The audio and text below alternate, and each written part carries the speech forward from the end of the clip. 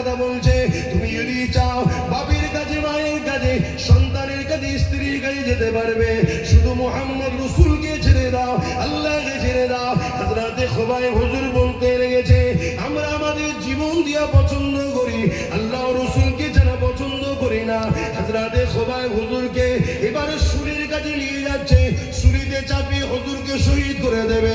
এই সময় বলতে লেগেছে, এ খুবাইব, শেষবার তোমাকে একবার সুযোগ দেওয়া হচ্ছে, শুধু তুমি মুহাম্মদকে আমাদের কাছে এনে দাও। হযরতে খুবাইব হুজুর বলতে লেগেছে, আমার সাথী ভাইগুলোকে তোমরা শহীদ করে দিয়েছো, আমরা দেখেছি, কিন্তু মনে রেখে দিও, আমি খুবাইব শহীদ হওয়া পছন্দ করব।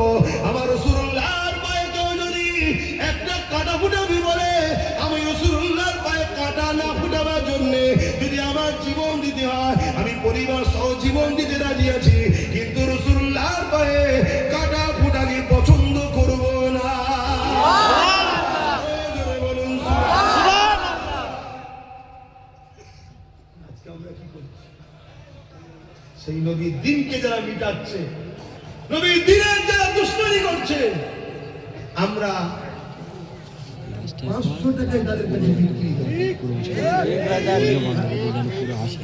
একটু উপরে উঠলে 1000 টাকা, আর একটু ভিআইপি লোক হলে 10,000, আর একটু ভিআইপি হলে 1 লাখ, আর একটু ভিআইপি হলে একটা গাড়ি, আর একটু ভিআইপি হলে গাড়ির মাথায় আলো,